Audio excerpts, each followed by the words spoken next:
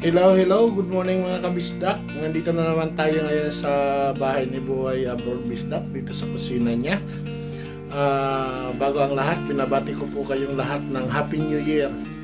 Ayan, so mga kabisdak, ngayong umaga ay gusto ko pong i-share sa inyo uli yung aking natutunan kung paano magluto ng pork puchero. So mga kabisdak, bago tayo mag-umpisa uli, habang nagpapainit tayo ng ating kaldero na paglulutuan, ipapakita ko po muna sa inyo yung aking mga ingredients na gagamitin sa pagluluto. So mga kabisdak, sana mag-enjoy kayo.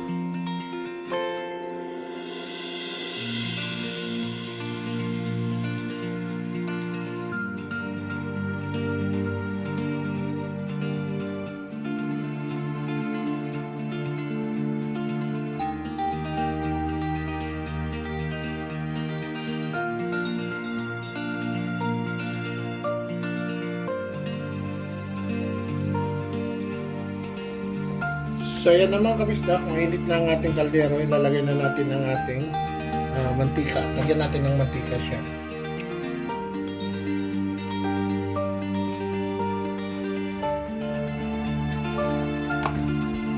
Yan, painitin lang natin yung mantika, tapos ilagay natin yung unang sangkap na ilalagay natin. So mga kabisdak, mainit na yung mantika natin.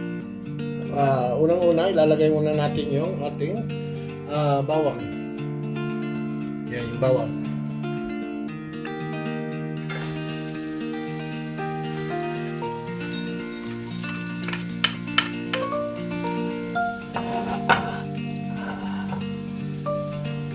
Haluin lang natin mga kabisdak hanggang sa maluto yung bawang, maging golden brown siya.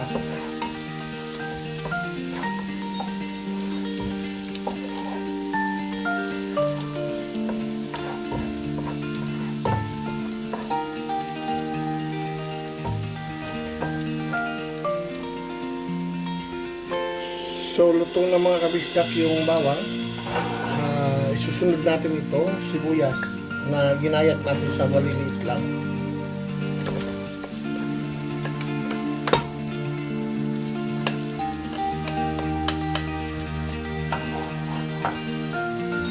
Haluin lang natin hanggang sa maluto rin yung sibuyas.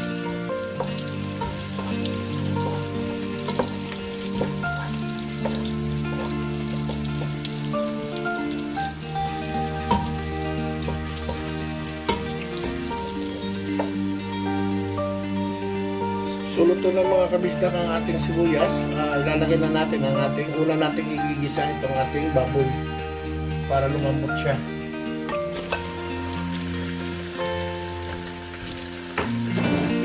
Haluin lang natin.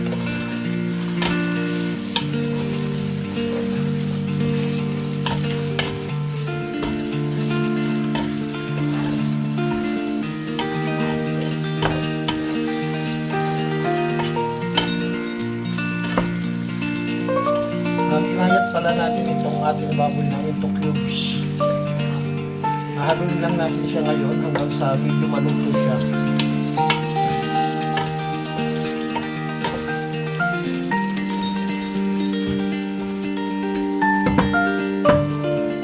So yan mga kabisdak.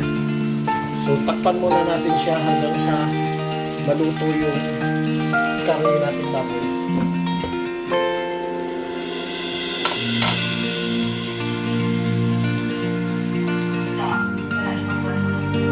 So ayan na mga kabisdak, luto-luto na yung ano natin, yung linulutong puchero. Yan na siya. So ngayon ilalagay na natin itong ating kamatis.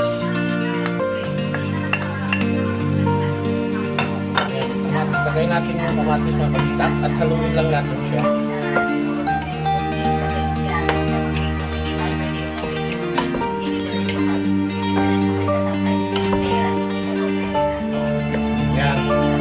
So ayan, hintayin lang natin mga kabisdak na medyo maluto yung yung kamatis.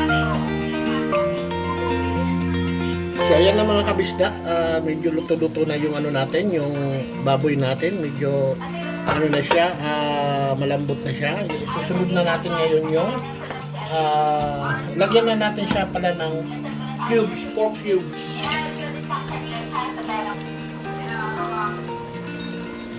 So next natin na ilalagay mga kabisdak itong pork cubes. Ayan.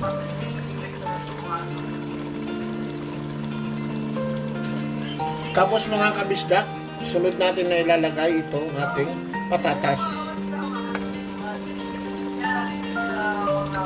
Ayan, haluin lang natin mga kabisdak ha.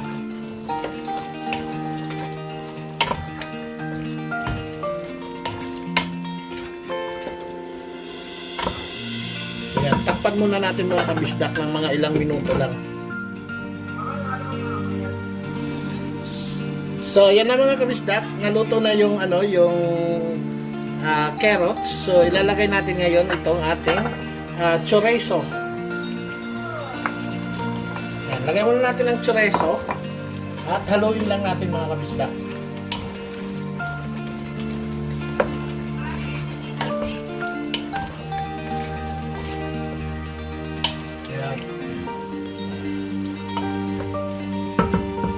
So, takpan natin ulit mga kabisdak ng mga ilang minuto lang. So, ayan na mga kabisdak. Medyo luto-luto na ng konti yung chorizo. Lagay na natin yung ating patatas. Ayan, lagay na natin itong patatas natin. At ihalo lang natin mga kabisdak hanggang sa maluto siya.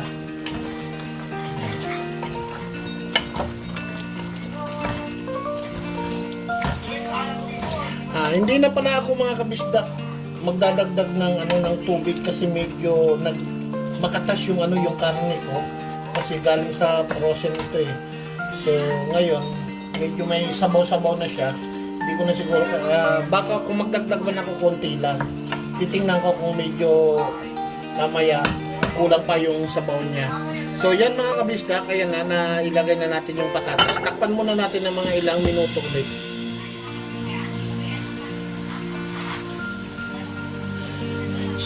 So yan mga kabisdak, luto na yung patatas natin. So ilalagay na natin yung mga seasoning. Unang ilalagay natin ay ito, durog na pamienta.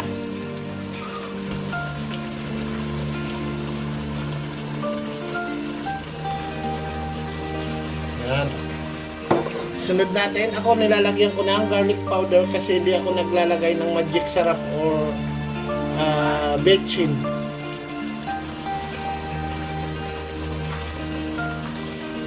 Pagkadagdag yan, lasa yan.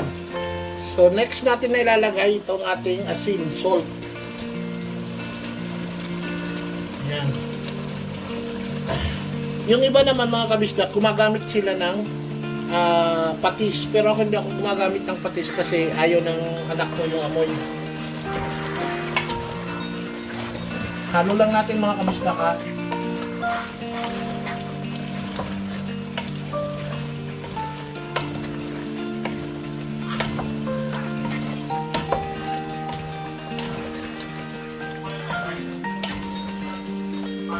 So ayan, tulad ng sinabi ko kanina, kailangan ko pala maglagay ng tubig kasi medyo na bawasan yung sabaw niya. So lagyan ko ng konting tubig. Yan.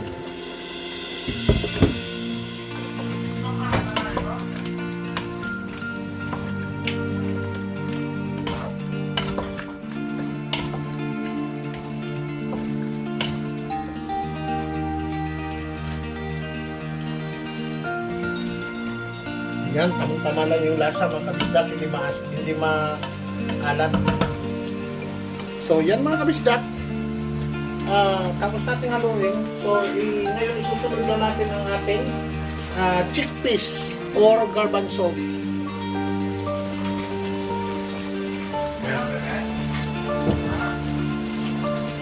Yan, sunod na rin natin yung ating pinirito na saging saba. Yan.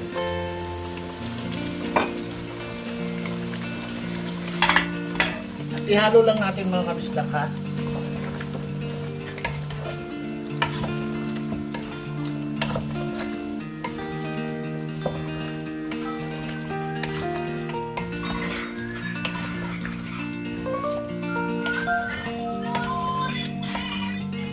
Ayan. Ngayon mga kabisdak, nahalo na natin. Takpan muna natin muli.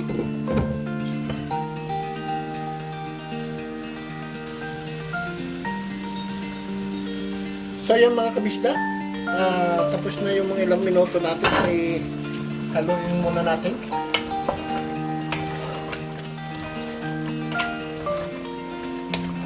Ayan.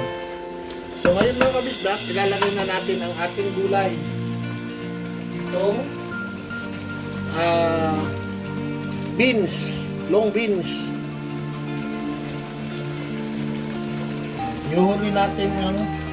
Ihuli natin itong ating pak choy.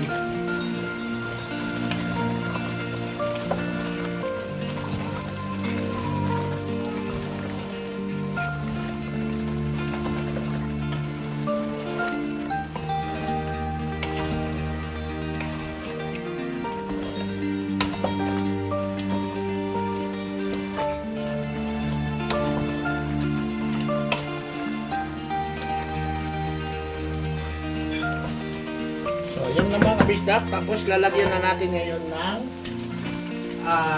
tomato puree or tomato paste.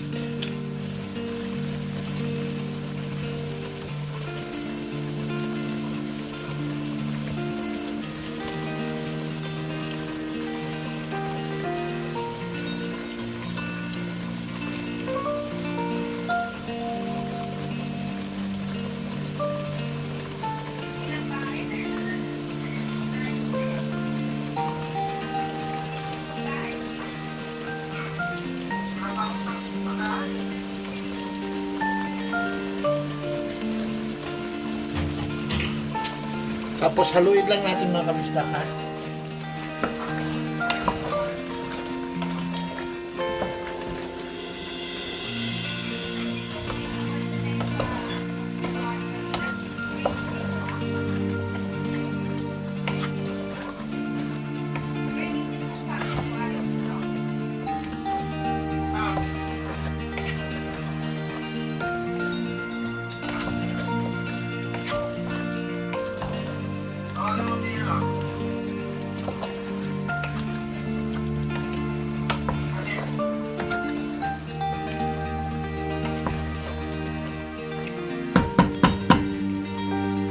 Takpan muna natin mga kabisdak ng mga ilang minuto lang ha. So yan mga kabisdak, after how many minutes, yan, ilalagay na natin ang ating pechay. Bok choy pa. Oh, yan o. Pwede rin pala kayo mga kabisdak maglagay ng cabbage dito kung wala kayong pechay. Kung meron naman kayong pechay, huwag nyo na lagyan ng cabbage.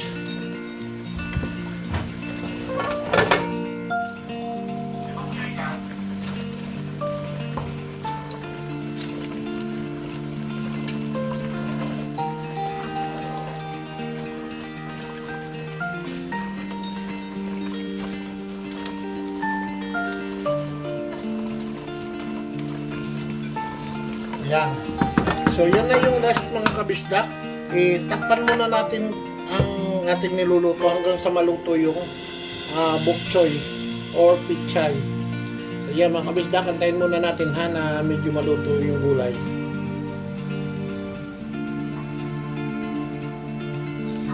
So yan na mga kabisdak, luto na ang ating putsero.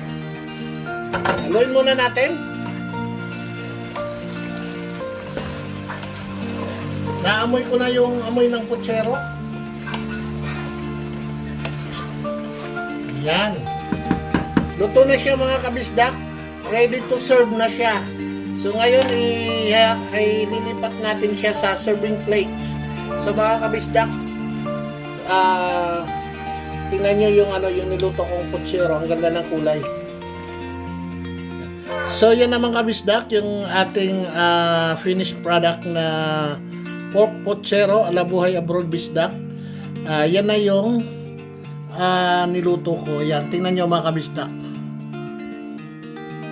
Ang ganda ng kulay niya.